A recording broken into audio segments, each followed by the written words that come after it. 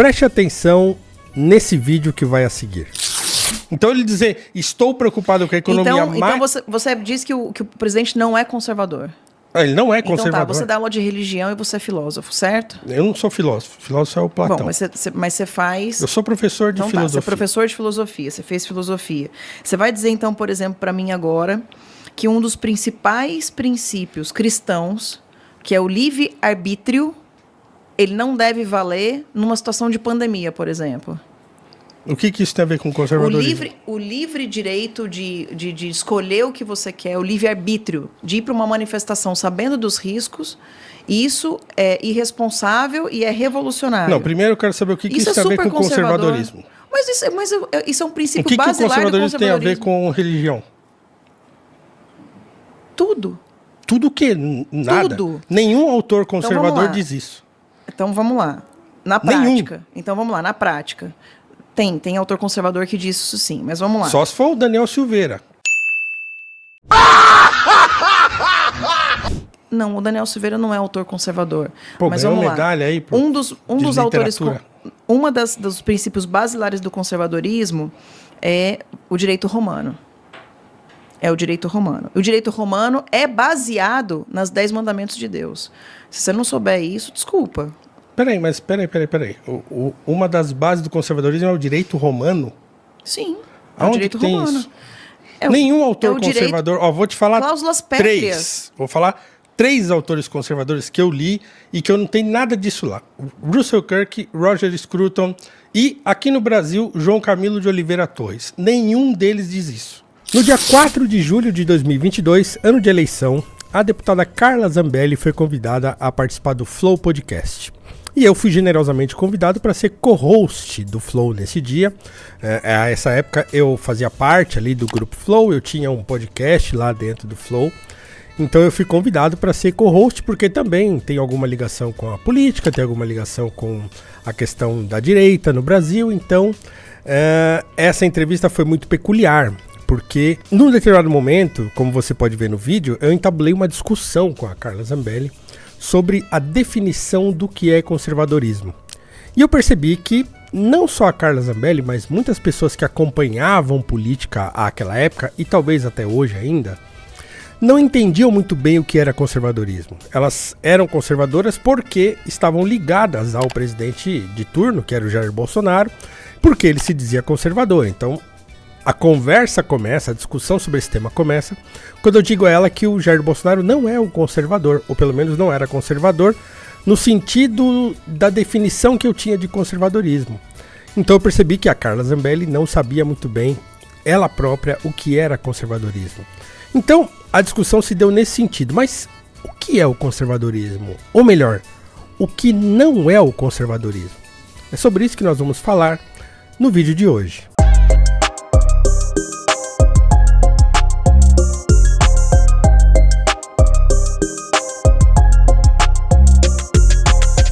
Ainda em julho de 2022, o jornal Estado de São Paulo publicou uma longa matéria sobre uma pesquisa produzida por acadêmicos da UFMG, Unicamp, UNB e UERJ, falando sobre como as pessoas escolhiam as suas posições políticas.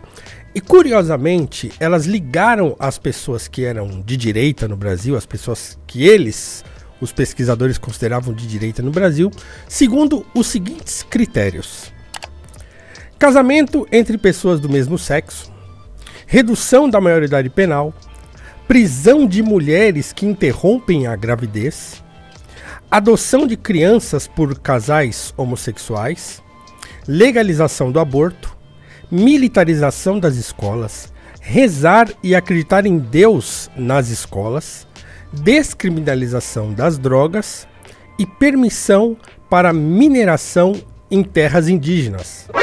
Pois bem, esses eram os pontos elencados na pesquisa que esses acadêmicos aí dessas universidades fizeram para dizer se as pessoas eram mais ou menos conservadoras no Brasil.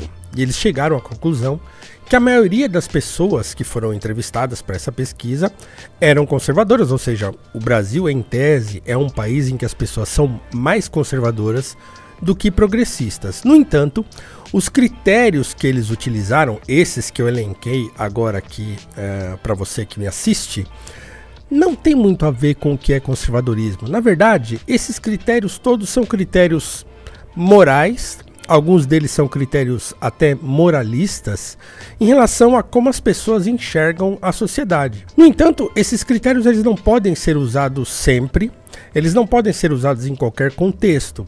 Por exemplo, o Brasil é um país muito violento. Então, obviamente que num país muito violento, as pessoas vão ter uma tendência a ser menos tolerantes com a criminalidade. Então, a redução da maioridade penal pode ser que esteja muito ligada à pessoa que sai, por exemplo, da periferia para trabalhar, vai pegar um ônibus no ponto de ônibus e é assaltada por um jovem numa moto. Então, quando as pessoas têm experiências com a criminalidade ou com contextos de criminalidade em que elas percebem que há muitos jovens envolvidos nisso, então existe uma tendência de que essas pessoas aceitem o argumento de que reduzir a maioridade penal você vai diminuir a incidência da criminalidade, pelo menos nessa faixa etária. Então, isso tem muito a ver com a percepção que as pessoas têm da sua realidade, do que com princípios, do que com coisas que são, digamos assim, princípios estanques, né, e científicos a respeito do assunto. Então, elas só respondem àquilo que elas vivenciam. Mesmo em relação, por exemplo, à adoção de crianças por casais homoafetivos ou a questões de gênero, por exemplo, isso está muito ligado ao senso comum. As pessoas olham, veem a realidade, enxergam, né, desde sempre a questão do homem e da mulher, do macho e da fêmea. Então, aquilo que sai, né, dessa coisa que está dentro já do senso comum, que já está consolidado no imaginário das pessoas, elas vão estranhar. Isso não significa que com o passar do tempo a tolerância não aumente, a aceitação não aumente e as pessoas passem a ser um pouco mais maleáveis em relação a esses temas quando a realidade vai se impondo. Então, os critérios morais, ou mesmo os critérios mais moralistas a respeito de como a sociedade deve se comportar, são, na maioria dos casos, circunstanciais. E o conservadorismo não é bem ligado a esse problema moral ou a esses problemas morais. Então, na verdade, o conservadorismo está ligado a outras questões que são muito mais profundas, mas, sobretudo, ele não está ligado a outras questões que são muito mais superficiais e que são muito mais de uma pauta política do que propriamente de uma visão de mundo conservadora. Então, na verdade, o que aconteceu nos últimos 7 ou 8 anos no Brasil foi uma captura política dos princípios conservadores para efeitos eleitorais, né? Ou mesmo aquilo que a esquerda costuma chamar de pânico moral. Então, para vencer as eleições, apelou-se a um sentimento que já estava latente na sociedade brasileira, né? A ideia de que a sociedade brasileira é uma sociedade mais conservadora. Então, aproveitou-se politicamente desse sentimento, aproveitou-se sobretudo de um avanço muito vertiginoso da esquerda, sobretudo a esquerda mais woke, mais ligada a pautas identitárias nos últimos 10 anos. Então, aproveitou-se de toda essa mudança na sociedade, de toda essa agenda progressista mais radical nos últimos anos, para se fazer um contraponto político a isso e fazer um contraponto, obviamente, eleitoral a esse respeito e vencer as eleições. Mas se nós prestarmos atenção em como os últimos 10 anos se deram culturalmente, nós percebemos uma mudança mesmo bastante radical na perspectiva de arte, de cultura e de tolerância a essa diversidade toda que vem sendo imposta à sociedade. Vou dar um exemplo muito simples. Quem não se lembra daquele episódio do programa da Fátima Bernardes, o Encontro, né, que não é mais da Fátima Bernardes, mas que era, né, da Rede Globo, em que discutiu-se uma questão que era um escândalo naquele momento, que era aquele homem nu no Museu de Arte Moderna em São Paulo, no MAM, em que tinha um homem nu, deitado no chão, e aí as pessoas ficavam manipulando, tocando aquele homem, mexendo no seu braço, mexendo na sua perna e tocando naquele homem que estava completamente nu. E uma criança, então, também é estimulada pela mãe Aí lá também participar disso, era uma arte interativa, digamos assim, baseada num outro objeto artístico de uma outra artista, enfim. Mas que esse homem estava lá e a criança foi lá, e ela ainda muito receosa. Isso foi um escândalo na época, se eu não estiver enganado, foi no ano de 2015 ou 2016, isso aí. E aí, aquilo escandalizou muita gente, escandalizou a sociedade de maneira geral, e essa discussão foi levada para o programa Encontro, lá da Fátima Bernardes. Então tinha alguns artistas ali participando do programa, e eles fazem lá uma pequena enquete perguntando às pessoas se concordavam ou discordavam daquilo. E uma senhora, né, a gloriosa Dona Regina, disse que não concordava com aquilo. E aí quando tentaram argumentar com ela que aquilo era arte, que o corpo não deve ser sexualizado previamente e tal, e aí a Dona Regina deu a resposta que virou uma espécie de mote conservador naquele momento. Dona Regina, a senhora me falava agora, a senhora não é bem a favor, por quê? Me explica. Eu não sou contra a arte que foi exposta, mas sou contra a exposição da criança ali daquela forma. Mesmo tendo lá o aviso, porque tinha, né, a placa para os pais e tal, mesmo tendo esse aviso de cautela. Eu sou contra essa mãe que levou a criança lá, porque a mãe, tudo bem, um adulto, né, tudo bem. Mas a criança, eu acho que... Será que foi preparada essa criança? André, para você, o que você acha isso aí? O que você acha, André? A senhora diz exposta ao quê? É ao nu mesmo e tocando ali... Para quem assistiu, não foi legal. Quem estava em casa, como eu. Entendeu? Vocês o que foi exposto... É o que eu acho. O que foi, claro, direito à opinião é liberdade. Todo mundo tem que ter o direito à tua. O que eu não posso é obrigar você a pensar como eu e nem o contrário, né? O que as pessoas viram, o vídeo que as pessoas viram, não foi nem... não está à altura do que estava acontecendo na exposição. A exposição é uma coisa absolutamente delicada. A performance dele, um trabalho extremamente delicado. Não tinha nada de violento ou de pornográfico, entende? Há uma distorção muito grave do que houve ali, tomando proporções inacreditáveis. É terrível que um corpo nu seja um choque, inclusive para um brasileiro. Para criança. Que estava acompanhada da mãe, né? Eu acho bacana essa troca de informação, pelo menos sem censura, podermos discutir isso. A resposta dela foi, tá, tudo bem, mas e a criança? Então, essa pergunta, mas e a criança, está muito ligada a uma visão de que a criança deve ser, né, mantida em segurança, deve ser preservada, a integridade da criança deve ser preservada, que talvez a criança não esteja preparada para aquele tipo de interação. Então, naquele momento, virou uma pauta, né? Virou uma pauta que foi também politicamente capturada. Ou aquelas peças de teatro peculiares, como Macaquinhos, por exemplo, onde as pessoas ficavam todas nuas, andando ali de quatro, assim, né? De gatinhas, como se dizia antigamente, e olhando o traseiro do outro, né? Então, assim, uma coisa bizarra, para dizer o mínimo. Todas essas questões foram levantadas à época e politicamente instrumentalizadas para efeitos de vencer a eleição e de suscitar na sociedade uma reação a todo esse avanço progressista radical. Pois bem, mas podemos reduzir o conservadorismo a isso? O conservadorismo é pauta moral, é dizer que você é a favor disso, daquilo outro, se você é contra isso, aquilo ou aquilo outro. O conservadorismo se resume a uma espécie de moralismo de uma sociedade retrógrada?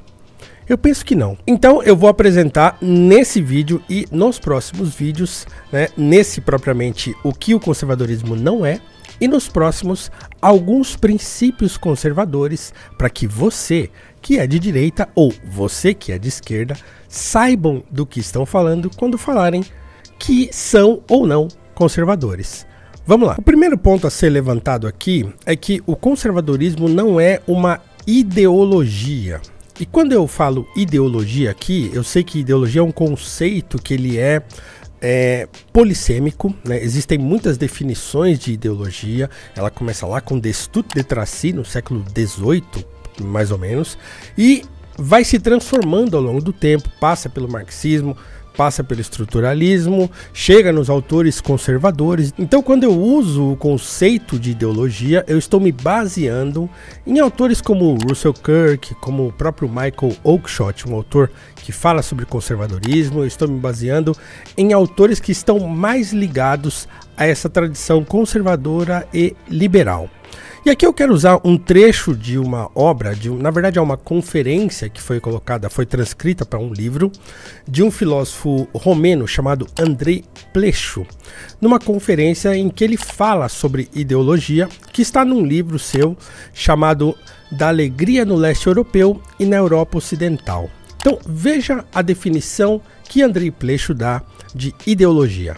Abre aspas. As ideologias são construções rápidas de ideias, surgidas de um interesse privado ou de grupo, tendo como escopo a modificação da mentalidade pública, das instituições da vida social. O ponto de partida delas não é a realidade propriamente dita, mas um interesse de classe ou de categoria social. Em consequência, o ideólogo não quer entender o mundo, quer modificá-lo, de um modo que coincida com seus princípios e escopos. Fecha aspas. O que o Pleșu está dizendo aqui, então, é que as ideologias não têm uma compreensão, ou não desejam uma compreensão profunda da realidade. Elas olham para a realidade segundo um interesse, por exemplo, sei lá, o marxismo tem um interesse na transformação da sociedade. Então ele vai partir de uma definição, o Marx parte de uma definição, que é a definição de classe social e também a definição de luta de classes.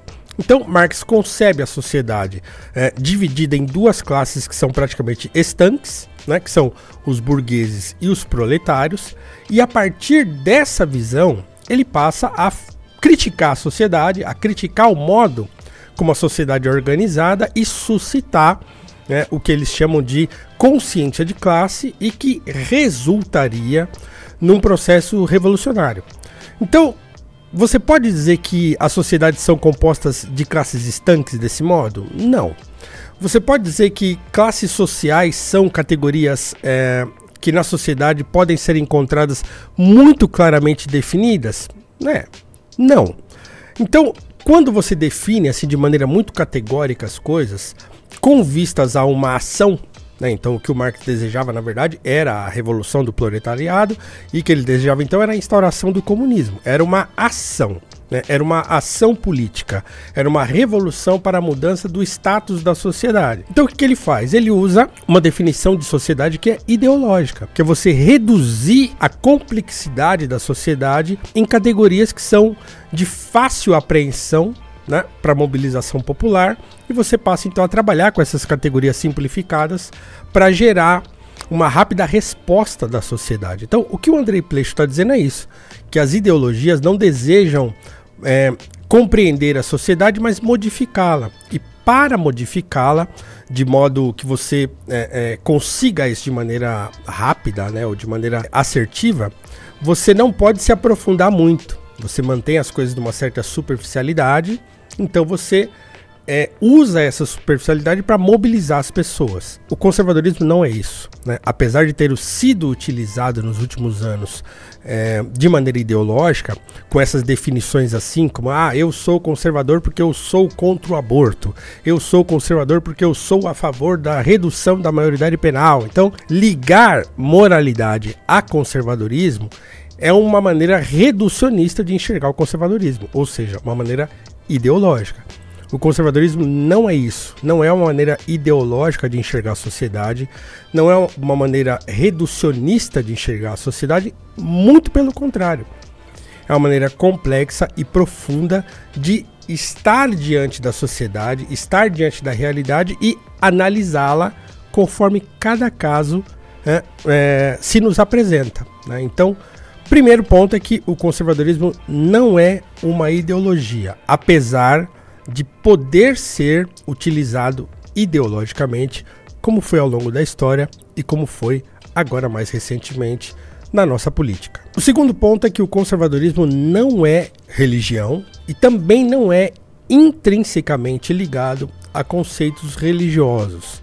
O grande erro da Carla Zambelli nessa discussão que eu tive com ela no Flow foi querer me provar que o conservadorismo tinha ligação intrínseca com a religião, sobretudo com o cristianismo ou com a tradição judaico-cristã.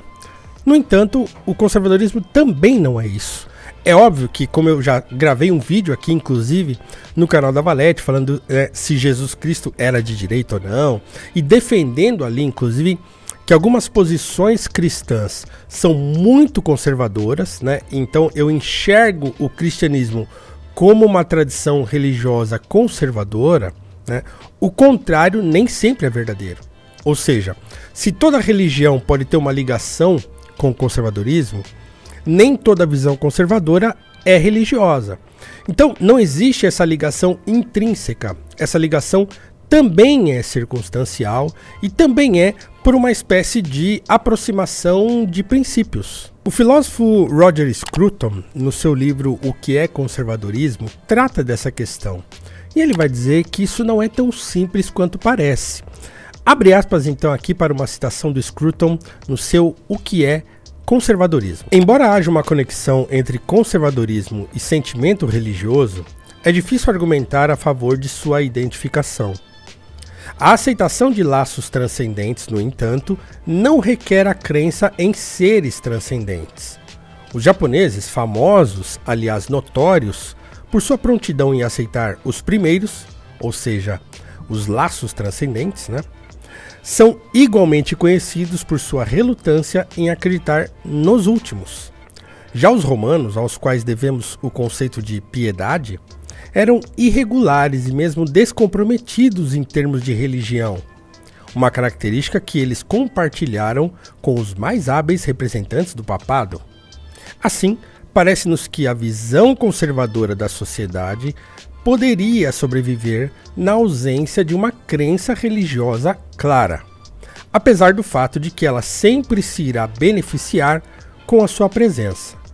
Fecha aspas. Então acho que o Scruton é bem claro aqui nessa definição. Então, apesar de, né, o conservadorismo se beneficiar, por exemplo, da visão religiosa, e de a visão religiosa muitas vezes ser uma visão conservadora, essas coisas não são intrinsecamente ligadas. Você pode ter sociedades que são sociedades formadas, em sua grande maioria, por ateus, como é a Dinamarca, por exemplo, hoje, em que esse sentimento ou essa moralidade ou mesmo essa percepção dos laços transcendentes, eles são presentes, apesar da sociedade não ser mais uma sociedade majoritariamente religiosa. Então, guarda-se os princípios, guarda-se uma certa visão de mundo, sem guardar a crença.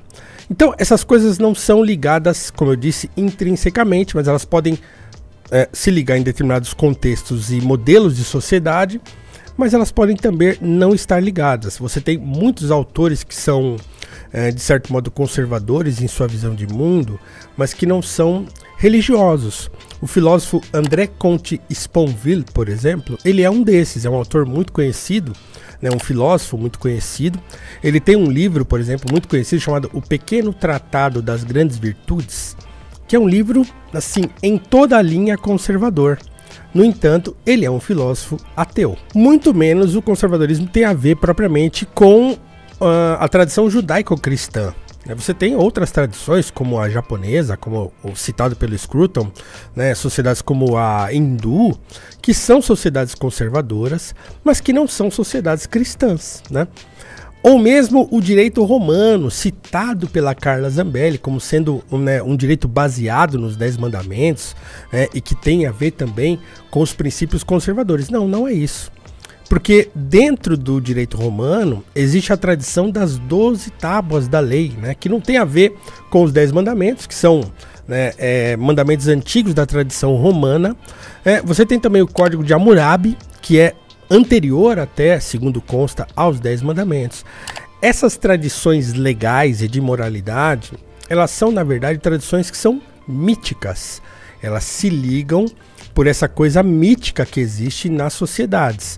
Inclusive, o meu curso no canal da Valete, na Academia Valete, né, tem uma aula especificamente sobre mito em que eu explico essas coisas, essa relação que há entre as tradições que acabam se formando nas sociedades e essa coisa mítica que perpassa todas as tradições. Então, quando a gente diz que o conservadorismo está ligado a tradições morais e religiosas, não é intrinsecamente que essa ligação acontece, mas por conta dessa espécie de cobertura mítica que existe naturalmente em todas as sociedades da história humana. Portanto, o que fica claro pra gente, né, nessa primeira abordagem é que, primeiro, o conservadorismo não é moralismo, e a gente vai entender por quê nos próximos vídeos, né? Então ele não é ligado a tradições morais específicas, nem mesmo a visões moralistas propriamente ditas, né? Você não precisa se dizer conservador por ser contra ou a favor de coisas, né? Então essa ligação, ela não é uma ligação causal, mas ela é uma correlação. Então existe uma correlação entre você ser conservador e você ser contra ou a favor de determinados comportamentos. Mas isso é uma ligação que ela não é uma ligação causal ou intrínseca, mas é por uma espécie de senso comum da sociedade, tá? O conservadorismo também não é uma ideologia, né, como eu disse, então não é uma compreensão meramente de, como eu disse, moralismo, de você enxergar a sociedade de maneira superficial a fim de modular ou moldar comportamentos, não é isso também.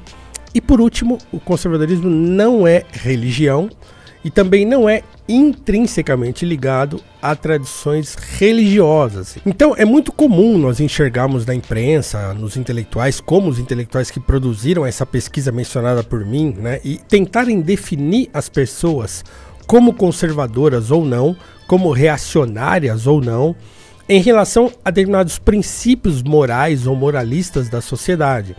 Mas não é assim que o conservadorismo deve ser definido, né? Ele deve ser definido de acordo com princípios que são muito claros e que são bastante estudados por grandes autores dessa tradição conservadora, como o Scruton, que eu citei aqui, como o nosso João Camilo de Oliveira Torres aqui no Brasil, como o Michael Oakeshott, né, o britânico Michael Oakeshott, como Russell Kirk e como tantos outros autores que discorreram sobre conservadorismo e que falaram, né, da tradição conservadora sem parecer moralista, né, sem parecer que estão querendo moldar a sociedade segundo princípios religiosos, né?